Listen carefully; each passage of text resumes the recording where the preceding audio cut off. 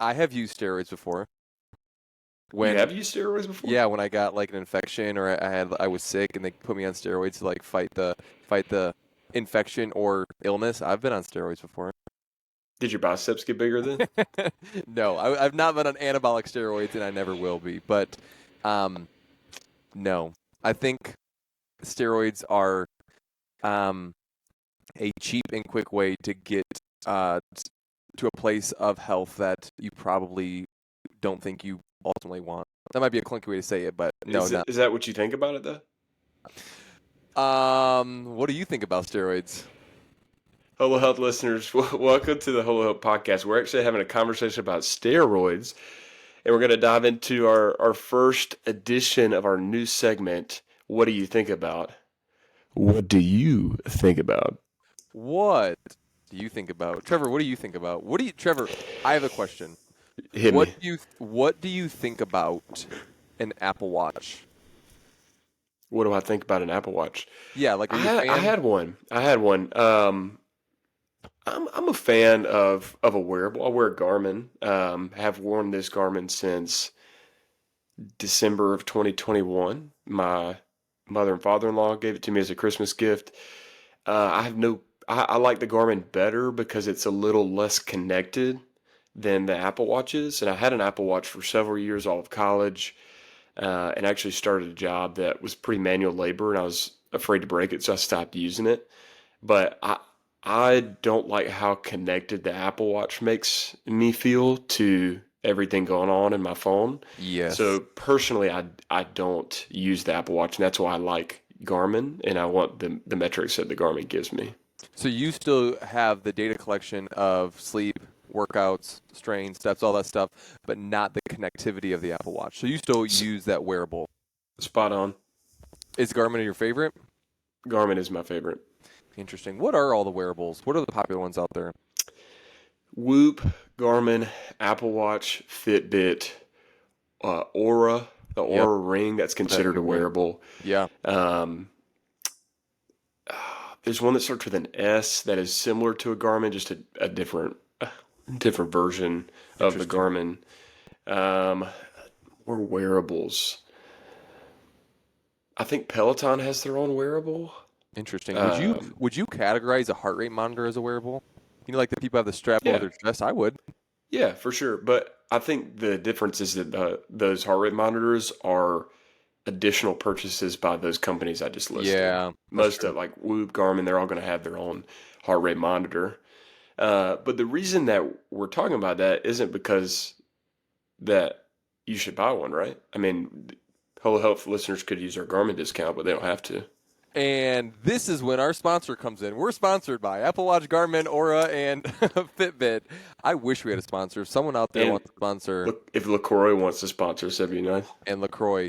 No, they're not our sponsor. We're not just talking about wearables just to talk about wearables. We're talking about kind of like the deeper layers of what that entails. Because in the health and fitness world, I mean, they're so popular, but there's some things that we can kind of unpack. And here at Holo Health, we like to get to the core. We like to think of health as more than physical. And we like to kind of strip back, okay, how is this impacting my relationship with Jesus? How is this impacting my emotional state? Which I think a wearable is such a common good thing that I've used for multiple years, you've used, but maybe some conversations we can have that maybe other people aren't talking about. Yeah, and the reason we brought this up is I was reading something about the wearables and how even the data that they have now is like not enough. And so they've created this new wearable updated versions that can get your glucose levels. Your glucose levels.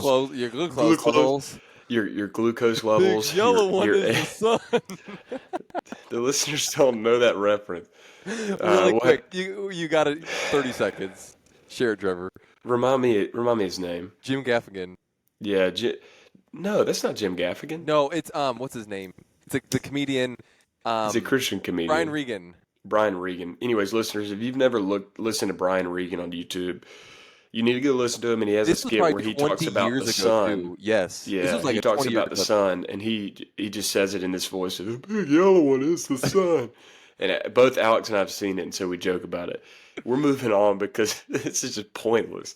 But the information that they were talking about is like getting even more and more granular to the point of when you wake up, this AI software can now tell based on all of these data points going in, here's exactly what you should do, like line by line in the gym. Here's your workout.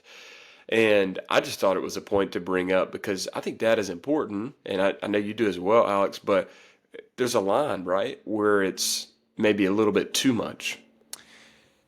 I've used wearables. I've used data. I've used, especially, one of my favorites is the Whoop, which Whoop. is a very, very, whoop, there it is a very, very accurate wearable that tells you your sleep strain, all those different things.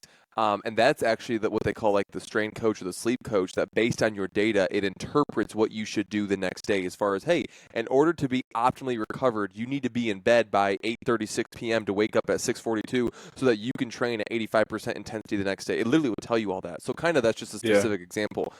But here's where I started to realize with my wearable is I started to realize that I was, one, putting too much stock in that, and I was Mhm. letting the wearable dictate my health rather than my body or my mind or my soul dictating my Mhm. health. I was less listening to my vital signs and less listening to the signals my body wanted to tell me versus, oh no, like I need to go to sleep at 8:36 in order to train the next day. But I'm like, wait a minute, we have company over. Like, I can't just prioritize my physical health because of what my wearable's telling me.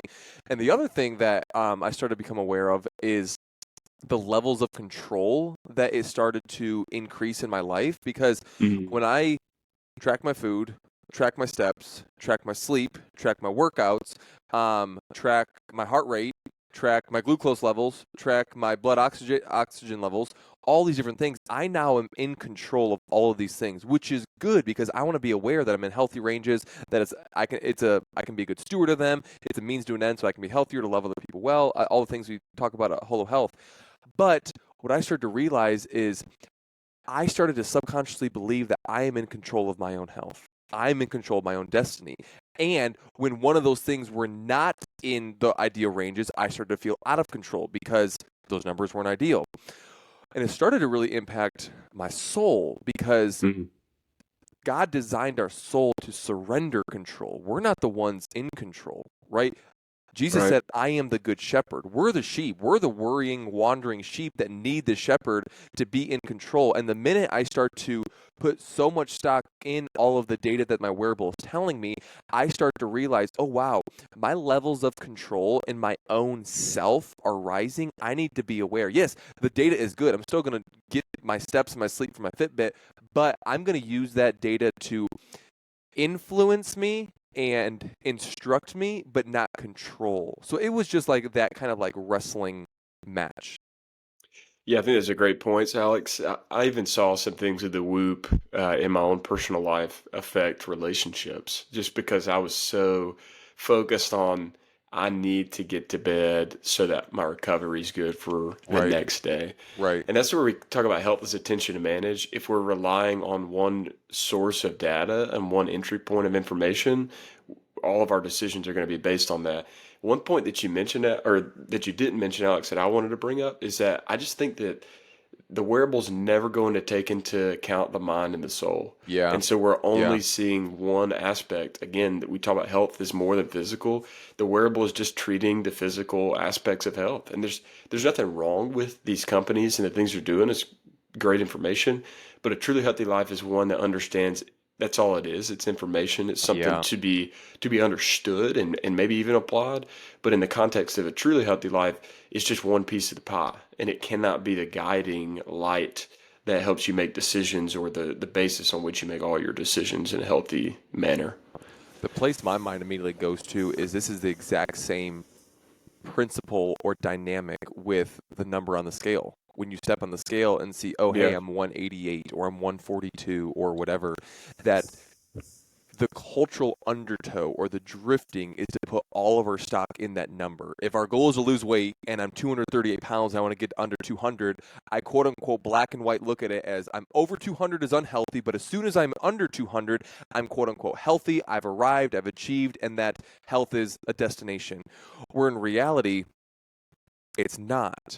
And that the data from your whoop, the number on the scale is very important, but it's more than a slice of the pie. There's more slices of the pie than just that number. So taking into account our mind and our soul is very, very important, because that number is not the end all be all. But that's what culture preaches and teaches. It tells us that, hey, this number is it. That if we want to find success, we need to have these numbers. Which is why, I mean, you go to the doctor, they take all these vital signs. It's great, Mhm. but there is a lot more mental, emotional, relational, spiritual vital signs that are just as important. For example, what are the peace levels in your home? What does your stress levels look like? Are you approaching burnout? What does the levels of anger and frustration do when you don't get your way or you're interrupted? Like, these numbers, maybe on a scale of 1 to 10, are just as important as how many hours of sleep I got, or how many steps I got, or the workout that I just did. So I think that those can be part of the conversation when it comes to true health. I'll tell you what, for debuting a segment, we just really touched on the first topic for quite some time. What do you think about? We just talked about Apple Watches and boom, we went there. We did. All right, we got a list of stuff from a few listeners that I really just want to spend a little bit of time on. Maybe some grant as much time as you just gave to Apple Watches, but maybe they don't. So I'm just going to start out with we actually got 3 submissions on the steroids. Really? Here are the 3 different ways that these individuals worded it. Individual 1, TRT, is all that was said.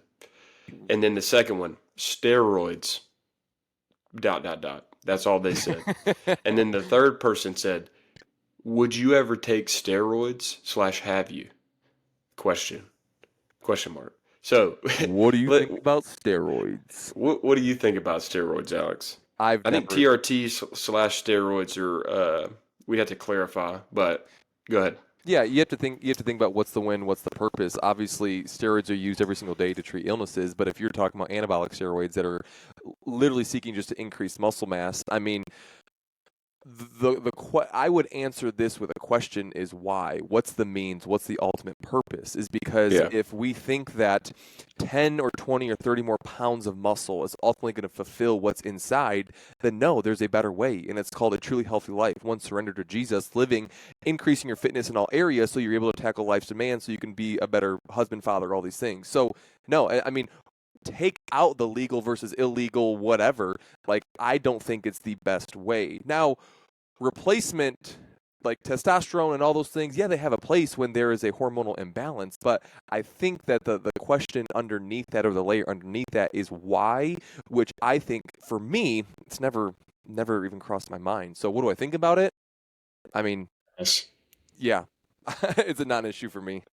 Pass. Yeah, the only thing I'd add there is it goes back to what we talk about, how culture either glamorizes or demonizes the body. Hmm. And so it's this overconsumption of how can I physically look and appeal to the world, to be loved, to be seen and recognized. And that's just not where we're meant to get that from. That longing that we talk about, this is not where we're meant to get that from. So I thought that one was funny.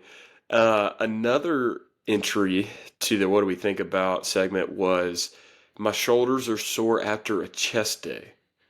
Can you share your thoughts on that? And I'm happy to tackle this one. I think I've done a fair few more chest days than you have, Alex. Um, that's not a slight, just a true statement, I think. Hey, I will say we've Um, worked out many times. I am the pusher and you're the puller. I don't. You can y- take that however you want to, but you're spot on. You're spot on. there is truth. What do you think about soreness in your shoulders after a chest day? What do you Yeah, think about? yeah, I got you. You're going to use your shoulders anytime you're doing some sort of pushing movement, regardless of what it is, whether it's a compound movement, a more accessory focused movement. I know the person that submitted this question, and it's more kind of bodybuilding style of training, and that the context of that is your shoulders are going to be engaged in some facet whenever you're doing a chest movement. I think some factors that play that have a play in how active those shoulders are going to be your grip and then your elbow position on whatever you're doing. So if you take a flat bench, barbell bench press, for example, if your grip is more narrow, you're going to naturally use more chest and less shoulders. Right. If your elbows are flared out, you're going to engage your shoulders more. If you've ever done a really heavy one rep or really heavy reps at bench and you think about your shoulders flaring out or your elbows flaring out, it's just to engage the larger shoulder muscles. And so I think the only thing I would share there is if we're really trying to target the chest, probably lower the load, lower the weight a little bit, and bring those elbows in. I would focus on bringing the elbows in first and then look at grip, trying to be a little bit more inside. And I think that's applicable for any sort of chest movement, but really focus on those elbows and try not to do a load just for the sake of doing a load. I mean, I have very minimal to add to that. I mean, what do I think about soreness in general? I mean, that's your muscles breaking down so you can recover it even better and faster and stronger through proper nutrition and sleep. When I'm focusing on chest, my shoulders are sore. Like you said, the front deltoid is a pusher, so you are going to use that. So like you said, depending on how you are lifting, it might be good or bad. But the soreness is great. It's just a matter of how you're training and the approach you're doing. So, I mean, great job. At least you're in the gym working out. That's right. Slinging the 10. Another person, this is great. You just Wait, talked about did you just say recovery. slinging the 10? 10. 10? Slinging the T-I-N. 10?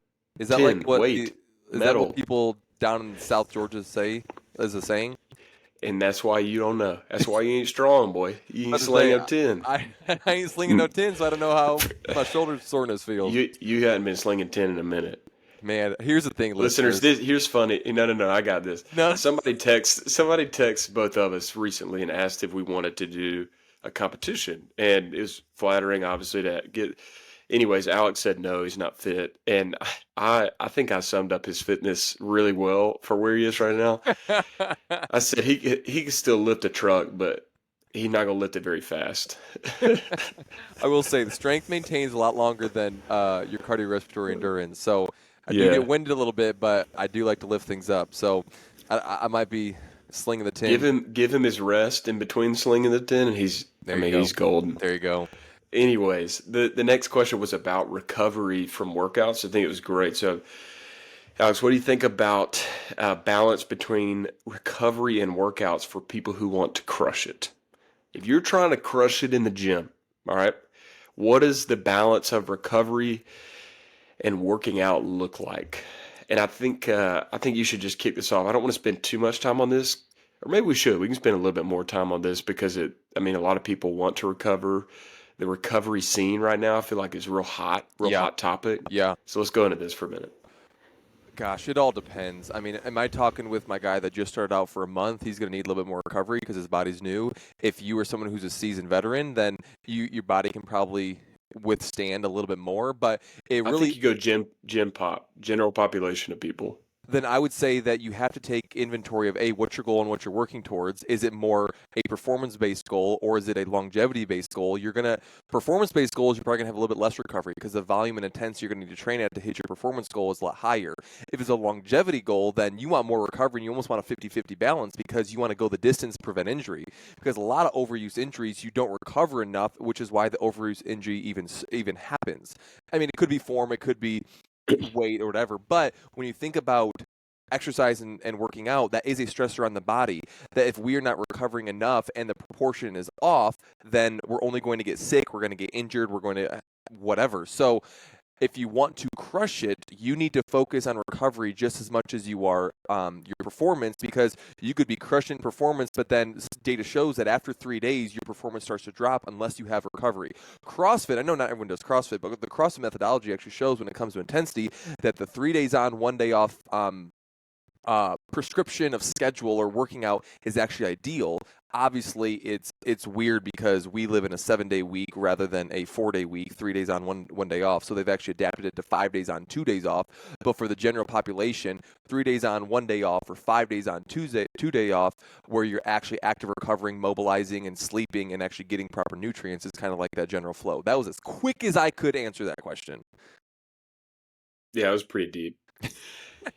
Here, I know the person. I have the pleasure of seeing all these submissions. I've never heard of any of these questions. Yeah, Alex. This is on the spot. Listeners, Alex probably spends an average of,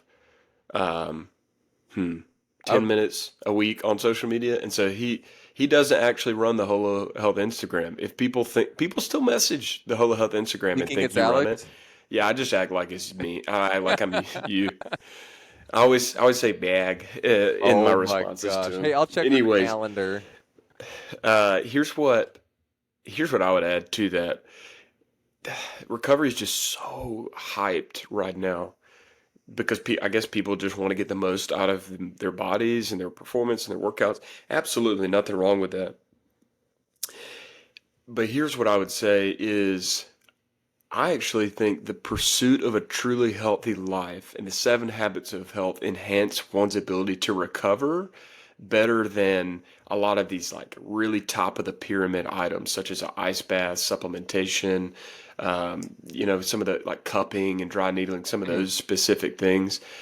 And here's why I say that is sleep, a well balanced, eating clean diet, movement, managing stress, having good relationships with other people, embracing Yeah. purpose. Yeah. I think all of those Yeah. things are like literally the foundation. If I was gonna just talk about recovery, it would be focused on like the bottom of the pyramid Yeah. because most people go right to the top. How can I do all of those things I just mentioned that are really like the small 5% recovery things that matter? And this really base foundational part of the pyramid is sleep. From a physical aspect, is sleep, nutrition, and then movement. And when I mean sleep, is proper rest because, as you mentioned a minute ago, we're talking about this shoulder chest workout. Your bodies are broken down, and your muscles are broken down. They have to restore, and that Right. happens in the best in sleep. And then your nutrition, that's obviously going to aid your body's ability to recover, receive energy, and distribute protein, carbs, and fats to the needed areas of the body. And then movement is going to reduce inflammation, which is like we're helping you recover from a workout.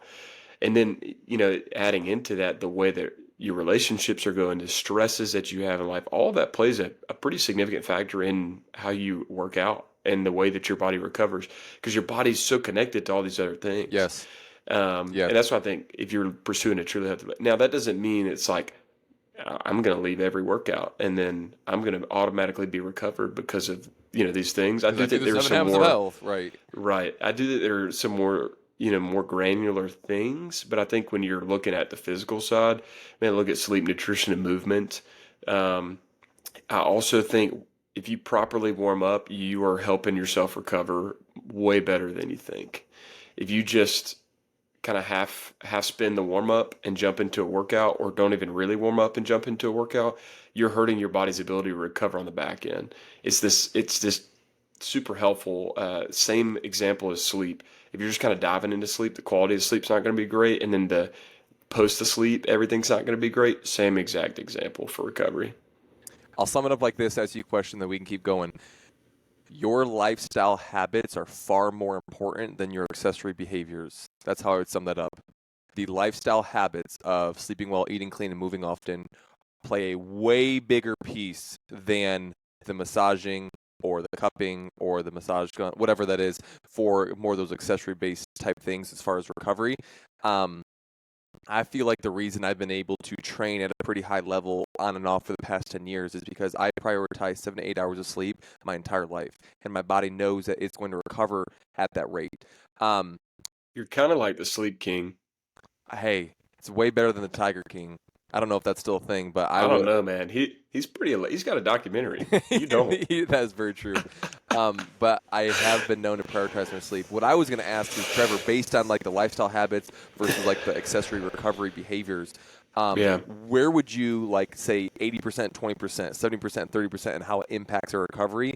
For me personally, I probably would say that mm, lifestyle behaviors is probably around 75 to 80% impact, and the others probably about 20 to 25% impact, meaning the way I live my life and the way I move and the way I eat and the way I sleep is far more important on my performance, my recovery, and my overall health than some of those accessory things I'm going to do for 20 minutes in a sauna after workout, or I'm going to do for 10-minute stem here and there. So the way you live is very, very important. That's what I would say. Yeah.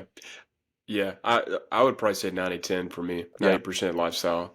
Because I loop like mobility and stretching and just kind of like weird word, but noodling in positions. Yeah.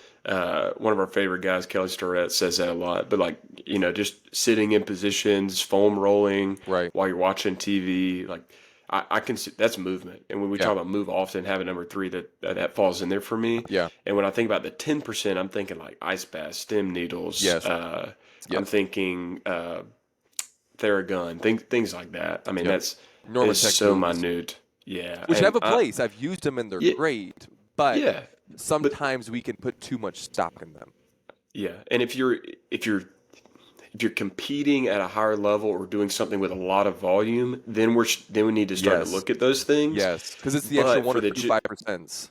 yes, but for the general population, no, it's the habits that you have in your lifestyle for sure. I would rather you Here, leave the gym 20 minutes early and get 20 minutes extra sleep than 20 minutes of whatever. ooh, Hot I take. have a thought, but we'll get to it later. No, not a hot take. I think it's a good take. All right, we got two more. What do you think about? And then listeners, we're going to get to our really kind of main topics What do you of think the about? episode. So hang with us. What do you think about? This was a question that got put in there. It wasn't like a "What do you think about LaCroix?" It was "What do you think about?" What are you? The question was, "What are you willing to let go of to prioritize your health?" So it's more of a question, obviously, than like just a broad stroke topic or something that the listeners wanted our thoughts on. I'll kick this off. Um, I think they asked. I think they're asking this question to talk about like something specific Right. because I could very broadly say like I'm willing to let go of like I'm willing to sacrifice a lot of little things here and there for my health. For example, if there's always like sweet treats in the break room, Right. I'm willing to sacrifice like never eating those to really enjoy the homemade cake that my grandma makes Right. during the weekend. If that makes sense. But I think they were talking about one thing specifically, and Right. I actually have had this revelation from the Lord this year. Honestly, the last like year and a half, probably, kind of sitting in it, and I feel like the Lord just really brought it to fullness. I have realized that I'm willing to let go of this ridiculously successful career Yeah. for the sake of my health. Yeah. I have I have That's good. I have pretty much decided uh, internally and externally in my home that I will never take a job that compromises the health of my relationship with the Lord, my relationship and marriage to Aaron, and then personally. Here's why I love my wife so much. She has regularly told me, Alex, I would rather you make half the much money you make and have a healthy husband and a healthy dad than you make 2, 3 times as much money and I either don't see you or you're just unhealthy. So 100%. Shout out to Aaron and Hannah; they're the best. Here's the thing. Bingo. Here's the thing that I thought of initially. When can you wait? Can you read the question one more time? I have an answer, but read it one more Yeah. time so I can answer The it. question says, "What are you willing to let go of to prioritize Okay, your health?" here's how I'd answer that. My reputation, simply put, because how I interact with people, the habits I prioritize, the things that I do and the things that I don't do, are going to go against the grain of culture. And I know that culture is going to drift my health one way, but true health is going to take me another way, aka following Jesus. If my reputation is something that I hold so dearly, I'm going to have tension as I pursue a truly healthy life because I want to fit in, I want to look good, I want to accept, I want to belong. Honestly, these underpinnings of a unsecure identity, which is why I don't want to be the weird guy. I don't want to be the person that's not going to go to the concert and I'm going to prioritize my sleep. I'm not going to be the weird guy that only eats X, Y, and Z because my reputation is on the line. What do others think of me? But what I've learned over the years, and that was a bigger struggle for me. I mean, earlier in my health career and health pursuit, personally. But what I've realized is that when I know step number one, who God is, And step number 2, who I am in Christ, that God is a perfect Father and I am a loved Son. My identity is secured, and I no longer have to live for my identity, but from that identity. And my reputation now, or what other people think about me, is going to be formed based on health being a priority to me. So I know I'm not going to drift trying to find that in another way down the cultural undertow, but I'm going to prioritize that, with my relationship with Jesus, and not. Yes, I do want to care what other people think of me, but not at the expense of um, what matters most. So I'm willing to give up my reputation in order to live a truly healthy life. I like what you said there. All right, our last. What do you think about? What do you think It about? is. We got to think of like more creative ways. What do you think about? No, I think we could just say it. I think we could just say it when we start the segment, and then as I'm leading it, I'll just say, "What do you think about?" And you don't have to sound like Mickey Mouse right there. All right, so Yes, sir. I had a friend specifically message me about this, and it doesn't have to be a long conversation, she said, but she wanted to know our thoughts on weight loss medication and surgery, not Mm, coming from a place of stigma, but for patients that have major comorbidities, which is just like multiple right. Comorbidities. diseases Right. at once that are reversed with the medication or the surgery. So it's not really an image decision. Okay. It's A more health decision. a health decision. So she'd love to hear our thoughts on that. I'll just let you should take this one. Thanks, Trevor. I appreciate you giving me Yeah, this one. bro. Um, The easy ones. I will preface and say that I don't have much experience in this realm. I'm not a hmm doctor. I'm not a uh, licensed professional in health, whatever. Um, I'm just speaking from anecdotal experience and the people that I actually have seen gone through this, and it's great. I'm a fan of it because it can literally save someone's health. That I believe that God designed us for freedom, and that if there are comorbidities out of the image, or I want to look good, but rather, hey, this can improve my health. We have gifted people with skills that can give you a heart transplant, that can surgically move and manipulate your digestive system, that can honestly help you. So I'm not going to talk about how we got there, but I'm going to talk about the fact that we can actually go through some medical and surgical interventions to improve our health. Then great, as long as the means and the motivation are healthy and pure, and it's not one out of insecurity or image, like you said, then it can transform people's lives. So I have nothing negative or anything to add to that, and it's great. Again, that's a very simplistic generalizing statement, but every Yeah. person's story is different. But in general, I've had multiple people have some sort of surgery um, in your gastrointestinal way to improve their health. Awesome. Yeah. Only thing I'd add to that is what is encouraged post surgery and medication, I think Yeah. is vitally important because like you said, we're not really addressing the lifestyle or the habits that kind of led to that position, but that is still something that should be addressed at that moment. Right.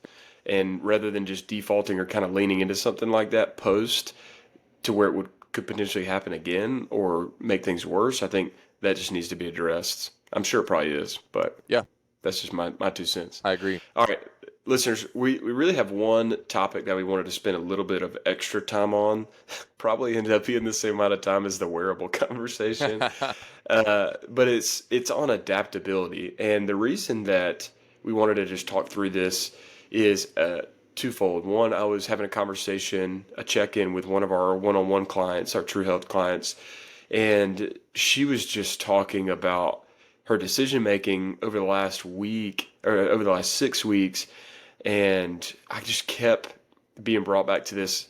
She's just doing an incredible job at being adaptable.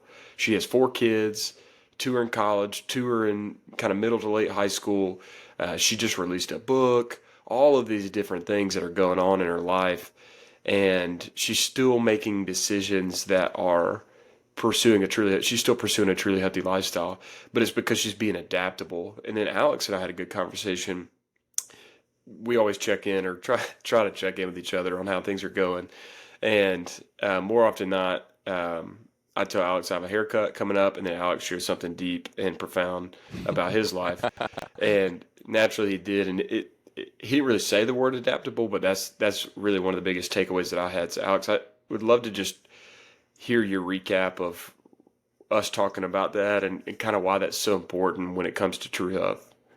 Well, Trevor, I'll be honest. I don't even know what the heck I said because we were just having a conversation. But um, if I just had to go down that path again, I was just thinking about, honestly, personally for me, on how I've had to become adaptable throughout each season as far as single, married, kids, career, owning your own business, all these different things that true health is going to look different in season to season, but releasing the expectation that you're going to be on the top or you're going to be the best in every single season is huge. But also having the tools and the skills to be able to use the word adapt in each situation and demand is critical. So not being so rigid or not being so tight with what I think I need to do, but rather using the self-awareness and tools through the truly healthy life to say, okay, hey, what is most important right now and how can I adapt and how can I still keep the most important things the most important things? So, I mean, you're exactly right. Adaptability is huge.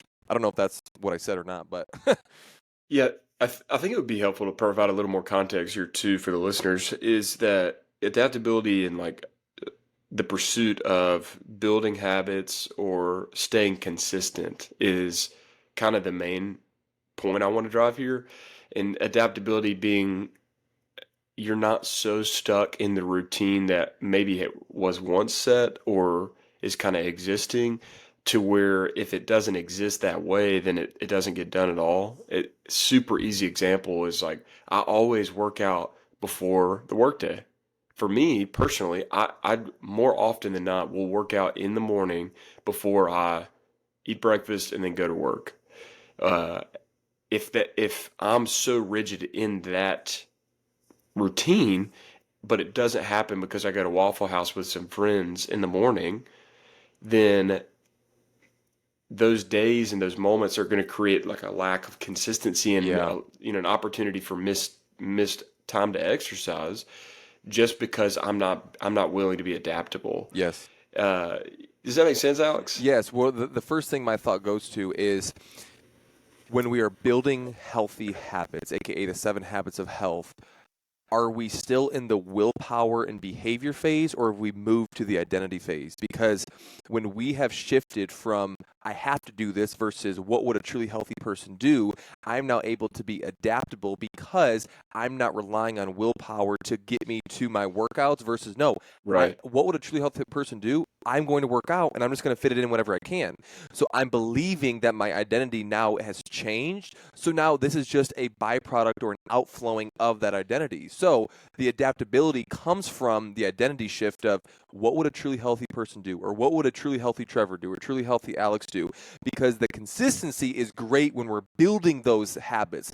But once it is so solidified into our day-to-day rhythms, then we no longer have to rely on that willpower, and it's just going to flow from, oh yeah, like workout. I had a busy morning or a non or abnormal morning. Great, I'm going to do it in the afternoon because that's just who I am. That's what I think. Yeah. I think that's awesome. And I think it's also understanding the importance of those habits and the way that they like bring more life. And we talk about like filling the cup, but they just bring the ability to then pour out in other people. And so it's not just like it's not a check a box type thing, or it's not like I need to do this. It's like I desire to do this, excuse me, because I know the benefits I'm going to have with doing this. And the example I gave is literally me today. Like I went to Waffle House with friends this morning to catch up. So my relational health is being invested in and being intentional, cultivating community. And I again normally work out in the morning, so I'm just going to do it after work, and that is what it is. It helps because Aaron's out of town, uh, so there's not as many dependents. But when it comes to families and having children that you're looking after and having a spouse, how do you do that with those dynamics, Alex? Um, you have to keep the most important things the most important things. I'm never going to sacrifice those for the sake of my selfish pursuits. But some tips I found is I got to get it done first thing in the morning. My prime time is pretty much 6 a.m. to 12. After 12 is when is like my yellow and red zones of that I can actually do some emails or whatever. But my green zone is the morning time. And I, for example, this morning, most of my family starts waking up around 7:30. I woke up at 5:30 time, and I had again, this is not prideful or boasting at me, but I spent an intentional 1 hour praying and worshiping this morning to set my soul right and to set my mind right. And I had to get it done because my day is jam packed today. And then I'm taking a rest day. But normally I would work out then and get those things that I know that need to fill my cup first. And then I'm going to do what I need to do the rest of the day, because I was actually just having a check-in with one of my athletes as well. Trevor he's in the same season of life that I am. Young kids, married, is big up in his job. And I said, hey, you need to do these in the morning. You need to set your clock and get these done. And we've been doing it for 2 weeks now. And he's like, wow, not only do I have energy in my day and am more productive, but I no longer am worried and stressed about getting it in later because I've already done it in the morning. And he's like, I'm now more present to the moment with my kids and my spouse. And he's like, this is what I've needed. I just need that little push. So again, the more present to the moment you become, the more peace you tap into. So the fact that you no longer have to worry about it later in the day allows you to become more present to that moment. So I always have to get it done early. But the days that I don't, I'm adaptable. And I can get it done later, or I can get my 30 minutes of movement in with the kids, and I'm going to go on a walk, or I'm going to incorporate them in the gym, at the home gym. So again, life is not a perfect window, perfect schedule, perfect whatever. Yes. I am going to adapt, but I am going to try to maintain the main things in those main blocks and my green zone, I guess, if you want to say it. Yeah, I think that's super well said. I won't really add anything to just absolutely beat down the topic. But the adaptability is just, it's a part of a truly healthy life. And if you're trying to build habits, then it's just part of it. It has to be part of it. I love that you referenced the identity piece, and I think that's the core function and foundation of that adaptability is being Here's someone who identifies as a person who X because of X. Sorry, I didn't want to interrupt you. Here's the last thing I You're would good. add is in tangent or in line with adaptability. A truly healthy person is adaptable, and a truly healthy person remains open-handed. I think that's just another way of saying that in the means of I know what's most important to me, but I'm not going to control it, and I'm going to remain open-handed with my schedule, with my time, with my money, knowing I'm not in control. I'm a steward, but also I'm not in control, and my day and my health does not depend on a perfect X, Y, and Z day. But I am going to prioritize. But when that doesn't happen, I'm going to remain open handed and get it done. And if it doesn't get done that day, whether it's an intentional conversation with my spouse or 1 hour meditation before bed because I need to calm X, Y, and Z, I know I'm going to remain open handed and get on the horse the next day because honestly, God's grace is new every single day. God's mercies are new every single morning. So, truly healthy people remain open-handed in every single season. That's good. Listeners, we hope you enjoyed this new little format talking about what do we think What about, do you think but about? also the topics and conversations for episodes moving forward. We're going to be recording weekly. That's right. Can you say weekly, Alex? Weekly. Trevor, I have one more last question for you before we close. What do you think about? Are you ready? Yes, say it. Trevor, what do you think about Whole Health one-on-one True Health coaching curriculum? I think that the listeners should go check it out on the website, holohlth.com, HOLOHLTH.com. You can learn a little bit more about our curriculum on there. You can get our real thoughts, but it's been awesome, the clients we've been getting to work with, and we're excited for the way that the Lord's going to continue to grow that. I do want to share this, listeners. I think something that would be fun if you are looking for something to watch on Netflix or just something to watch in general is I wanted to tap the Blue Zones documentary that was released relatively recently.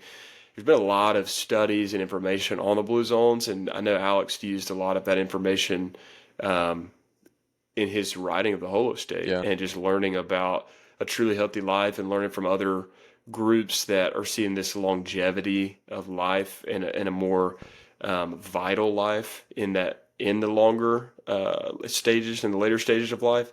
So I wanted to tap that. It's a great documentary. I've watched it. Maybe we'll unpack it a little bit more in a different episode, but we'll save that for another day. Alex, would you leave anything for the listeners? Um, a truly healthy life is not challenging or hard or too confusing. Honestly, anywhere at any season of life, someone can pursue a truly healthy life, and that's going to look different for most people. But it is going to demand something from you. The Blue Zones do an incredible job at talking about what are the main common things that all of these people groups do, and what happens is all of those, they go against the grain. They're not easy, they're not flashy, but they do work. And for us at Holo Health, it really is just kind of reclaiming the Jesus component and the spiritual component, because human nature is human nature. I can't even say that word. Anthropology, the study of humans. Humans have been around Yes. forever. There are some basic ingredients we all need. It's not going to be easy, but it's going to be worth it. And when you go the distance, it is so worth it. So if we could have the pleasure of talking to see if this is a good fit for you on the on our coaching opportunity with 101 True Health Coaching, awesome. Check it out, like Trevor said. But that's all I got today, and I look forward to next week. Listeners, have a good weekend, good rest of your week, and remember, you're a legend. You're a legend. See ya.